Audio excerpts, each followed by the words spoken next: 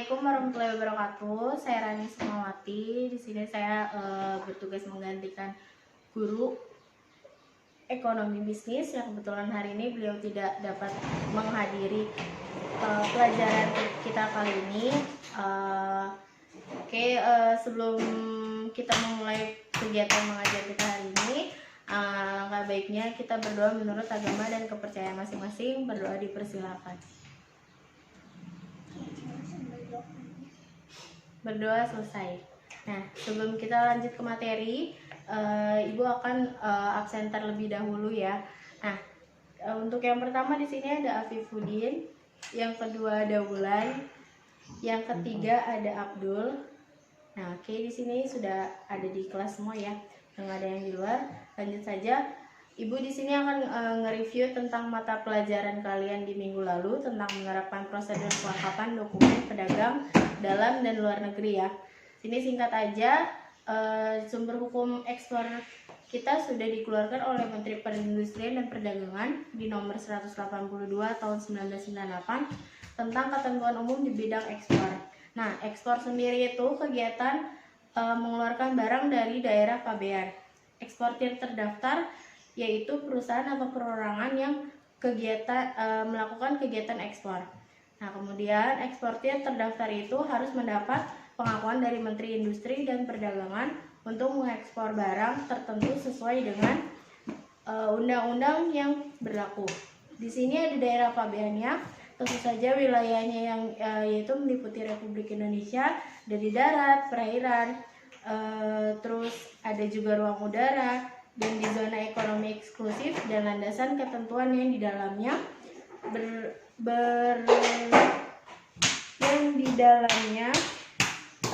memuat di dalam Undang-Undang Nomor 10 Tahun 1995 tentang kepabeanan. Di sini ada untuk sumber hukum ekspor dan impor, pasti kalian sudah paham ya. Kemudian di sini Ibu akan melanjutkan materinya, yaitu tentang pembaruan angka pengenal importir.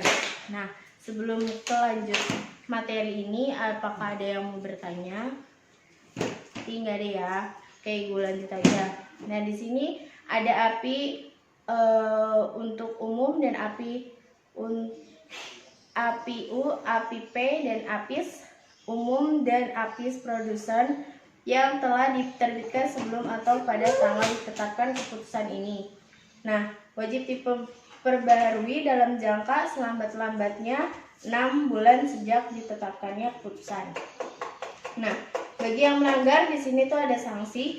API dibekukan apabila perusahaan pemilik API atau pengurus perusahaan pemilik API sedang diperiksa, terus kemudian tidak melaksanakan kewajibannya, terus melaporkan kepada Kepala Kanwil mengenai kegiatan usaha setiap 1 tahun, setiap per bulan, nama, bentuk badan usaha, pengurus, dan alamat perusahaannya itu.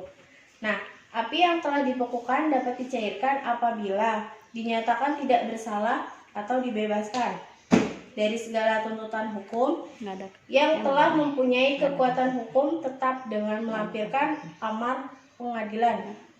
Nah, API dicabut apabila perusahaan pemilik API, perusahaan pemilik API 1. Tidak melaksanakan kewajibannya yang tadi ya, melapor sebanyak 2 kali mengenai kegiatan usaha kepada Kanwil, tidak melaksanakan kewajibannya pemberitahuan perubahan nama, bentuk badan usaha, pengurus, dan alamat perusahaannya.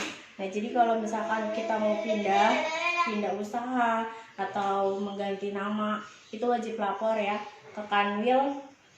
Nah, kemudian di sini ada memalsukan atau mengubah, menambah dan mengganti surat yang diberikan oleh instansi lain dengan maksud untuk mendapatkan surat persetujuan atau surat keterangan dari Departemen Perindustrian dan Perdagangan. Nah, terus bagi perusahaan pemilik API yang telah dicabut karena melakukan kesalahan tidak melaksanakan kewajibannya melapor sebanyak 2 kali mengenai kegiatan usaha kepada Kanwil, tidak melaksanakan kewajibannya, terus perubahan nama, bentuk badan usaha, pengurus dan perusahaan selambat-lambatnya 30 hari terhitung sejak tanggal pembekuan, maka perusahaan atau pengurus perusahaan yang tandanya tercantum dalam API hanya dapat mengajukan permohonan API baru setelah 3 tahun sejak tanggal pencabutan tersebut. Nah, dikecualikan dari ketentuan di atas, badan perusahaan atau perorangan yang mengimpor barang berikut. Yang pertama ada barang pindahan. Barang impor sementara yaitu terdiri dari barang kiriman, barang perwakilan negara-negara asing, barang untuk keperluan badan internasional, barang contoh yang tidak untuk diperdagangkan atau dummy, ya kan? Nah, di sini ada pajak ekspor. Tarif pajak ekspor itu dihitungnya sama dengan tarif pajak ekspor dikali harga patokan ekspor atau HPE kali jumlah satuan barang dikali kurs. Nah, harga patokan ekspor atau HPE adalah harga patokan yang ditetapkan secara berkala oleh Menteri Perindustrian dan Perdagangan dan berlaku pada saat dikeluarkannya penetapan tersebut. Nah, di sini ada letter of credit atau LC. Nah, sumber hukum uniform custom and prestige of document credit. Di situ LC yang merupakan singkatan dari letter of credit, kadang disebut juga sebagai kredit khususnya dalam Uniform Custom and Prestige atau UCP. Di samping itu, dokumentari kredit juga dikenal sebagai istilah pada umumnya. Nah, di sini satuan instrumen dapat berupa telex, swift atau surat. Nah, yang dikeluarkan oleh bank penerbit atau LC atas permintaan nasabahnya. Importir, buyer, applicant yang memberikan kuasa kepada penjual atau eksportir, seller beneficiary untuk menarik dan sehelai wesel draft sejumlah uang jika telah memenuhi syarat-syarat dan ketentuan-ketentuan yang tercantum dalam instrumen tersebut. Di sini manfaat bagi nasabahnya, nasabah eksportir mendapat jaminan pembayaran atas barang yang ekspor, sedangkan bagi nasabah importir mendapat jaminan penerimaan barang yang mereka ekspor. Terus menghindari korespondensi yang berkali-kali juga. Nah, kalau persyaratan yang harus dipenuhinya itu ada fotokopi API, terus SIUP, NPWP, kopi KTP, kopi tanda tangan pejabat, terus mengisi form, menandatangani formulir syarat-syarat untuk pembukaan LC-nya. Nah, terus membuka rekening di bank untuk memudahkan pemotongan biaya-biaya timbul dalam proses LC impor ini. Nah, terus kemudian ada SKBDN. Di sini surat berdokumen dalam negeri yang terdiri SIUP, NPWP, TDP, akte pendirian perusahaan. Nah, kemudian di sini ada prosedur ekspor ya.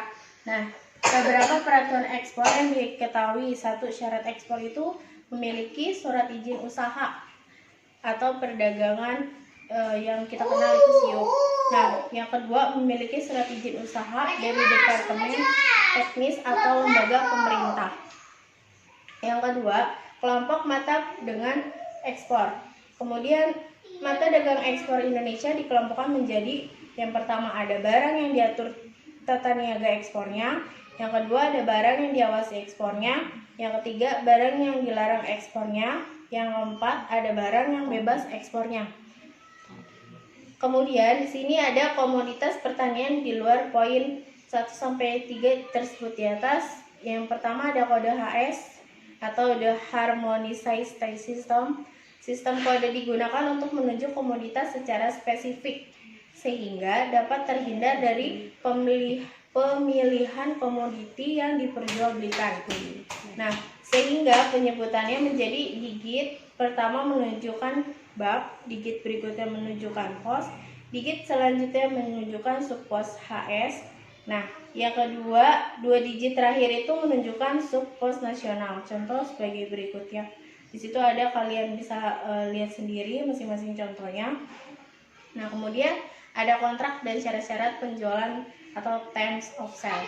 Dalam merundingkan suatu kontrak bagi ekspor diajukan untuk Yang pertama itu ada mengetahui status kelayakan. Nah, di situ layak atau tidak nih dari calon importir melalui bank eksportir atau perwakilan perdagangan Indonesia di luar negeri. Nah, yang kedua ada mencatat status dari bank yang mengeluarkan LC tadi tersebut. Guna mengatasi risiko pembayaran dalam mengekspor, disarankan untuk menghubungi PT Asuransi Ekspor Indonesia atau ACEI. Nah, sini ada deskripsi komoditi, termasuk spesifik standar teknis yang harus. Nah, kemudian di sini ada penerapan prinsip ekonomi dalam kegiatan distribusi, penerapan prinsip ekonomi dalam kegiatan konsumsi. Di situ kalian bisa baca penjelasannya masing-masing, berhubung waktunya sudah waktu istirahat. Kalian baca, kalian pahami. Kalau ada yang belum paham atau belum mengerti, boleh chat ibu buat ditanyakan. Tapi chatnya bataskan jam 7 malam aja ya. Nah, terus berhubung kalian besok ulangan akhir semester, ibu harapkan kalian nilainya bagus. Terus jangan lupa tetap jaga kesehatan, jangan lupa belajarnya, jangan lupa makannya. Terus apalagi kan kondisi kita sekarang lagi ada virus kayak gini ya kan. Nah, cukup sekian materi yang ibu sampaikan pada hari ini, kurang lebihnya mohon dimaafkan. Wassalamualaikum warahmatullahi wabarakatuh.